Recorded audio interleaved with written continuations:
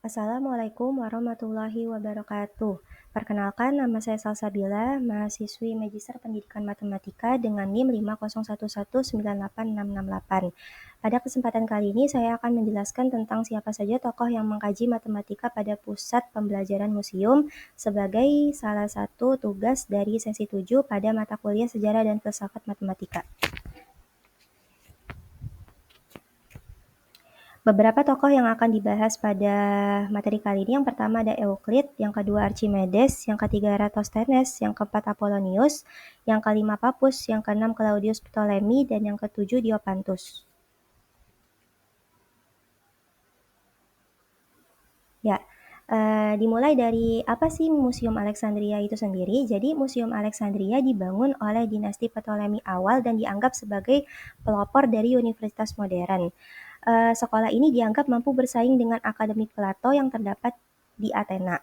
Lalu tujuan awalnya didirikannya museum ini yaitu untuk penelitian dan pengembangan pengetahuan, bukan untuk tujuan pendidikan, tetapi keberadaannya kemudian menarik minat dari siswa-siswa untuk belajar di sana sehingga kemudian berkembang menjadi pusat pembelajaran.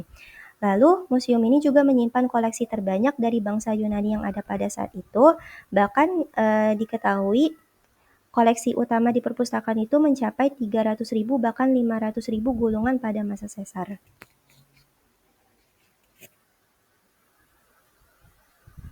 Ya, kita masuk ke tokoh yang pertama yaitu Euclid. Jadi, Euclid ini karya utamanya yaitu Elements yang berisi tentang teorema dan konstruksi dari geometris. Ia juga mendirikan sekolah matematika di Museum Alexandria. Nah, di sini saya akan menceritakan salah satu kisah unik dari Euclid ketika ia ditanya oleh salah satu muridnya, apa yang akan saya dapatkan dengan mempelajari semua ini? Nah, di situ Euclid menjawab dengan sarkas bahwa berikan kepada orang ini sekeping koin karena dia harus mendapatkan keuntungan dari apa yang dia pelajari.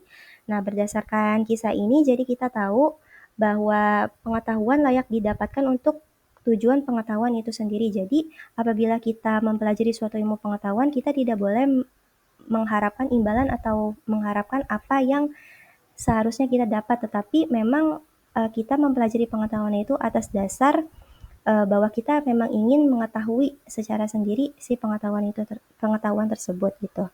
Nah, selanjutnya Euclid juga salah satu penulis produktif di museum, ia juga salah satu tokoh dari geometri terhebat. Nah, di sini saya juga akan menceritakan sedikit kisah antara Raja Ptolemy dengan Euclid, di mana saat itu Raja Ptolemy bertanya apakah tidak ada jalan khusus bahkan bagi keluarga kerajaan untuk menuju geometri, apakah kita itu harus mempelajari elemen terlebih dahulu gitu untuk memahami geometri. Nah, di sini Euclid menjawab bahwa tidak ada jalan khusus bahkan bagi keluarga kerajaan untuk menuju geometri, sehingga dapat disimpulkan bahwa matematika itu tidak bersifat pandang bulu dan tidak membeda-bedakan satu orang dengan orang lainnya. Jadi mau itu keluarga kerajaan atau rakyat biasa, semua orang berhak untuk mempelajari geometri.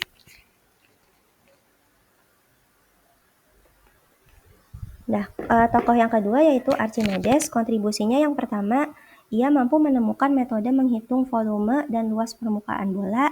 Yang kedua, mampu menghitung nilai pi yang akurat menggunakan poligon beraturan.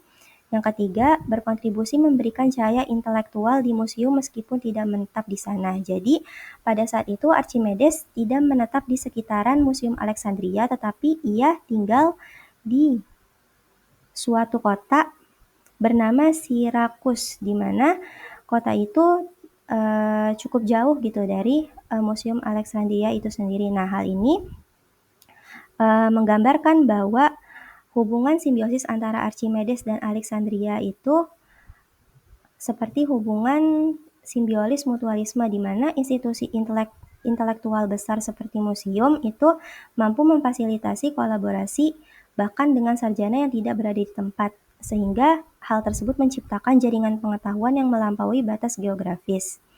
Lalu selain itu, Jadi hubungan simbiosis mutualismenya itu selain Museum Alexandrianya juga mendapatkan karya dari Archimedes, Archimedes juga dapat menuangkan karya-karyanya sehingga dapat tersebar luas.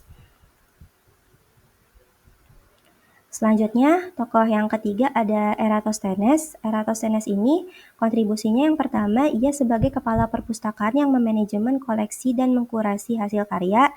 Lalu penemuan yang paling terkenal yaitu tentang mengukur keliling bumi serta saringan Eratosthenes, yaitu tentang cara menemukan bilangan prima.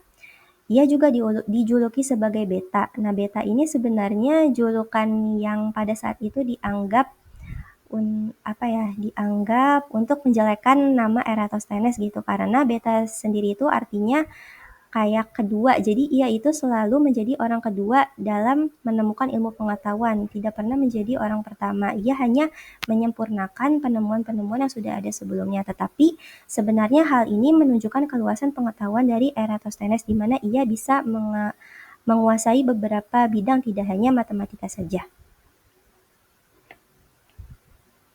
Selanjutnya ada Apollonius, di mana karya terbesarnya yaitu Conics tentang irisan kerucut. Ia juga berkontribusi dalam bidang astronomi, yaitu menghitung posisi planet menggunakan geometri Conics. Ia juga mengembangkan geometri tingkat lanjut ke tingkat yang belum pernah dicapai sebelumnya. Jadi ibaratnya kalau dalam buku Elements karya Euclid itu berisi geometri tingkat dasar sampai menengah. Nah, pada karya dari Apollonius yaitu Conics pada khususnya, yaitu ibaratnya geometrinya itu sudah ke tingkat yang lebih tinggi daripada karya Euclid.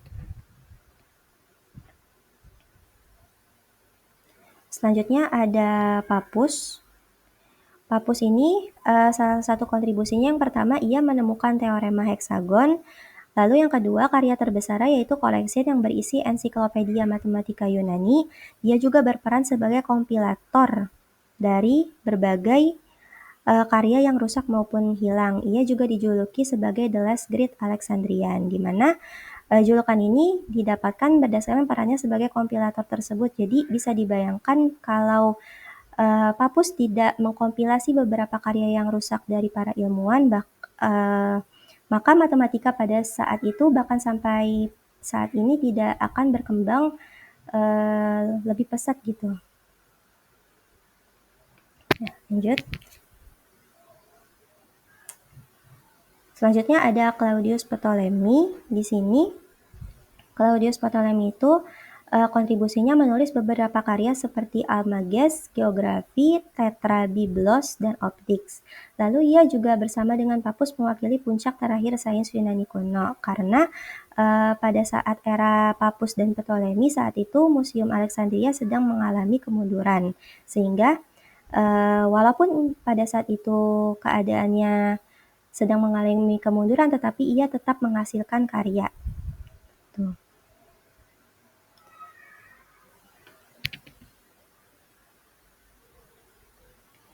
Nah, terakhir ada Diopantus, di mana karya utamanya yang berjudul Aritmatika berisi tentang persamaan aljabar.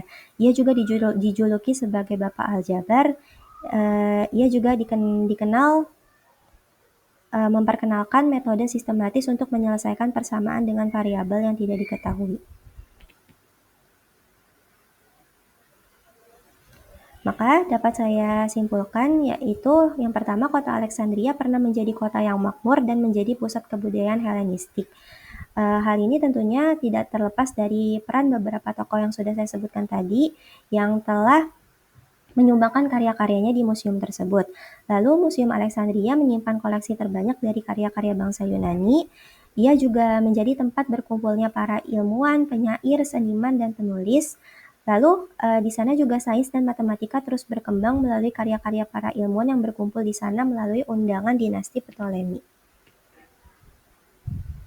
Mungkin itu saja yang dapat saya sampaikan. Saya harap rekan-rekan sekalian dapat memberikan saran dan komentar yang membangun. Sekian dari saya. Wassalamualaikum warahmatullahi wabarakatuh.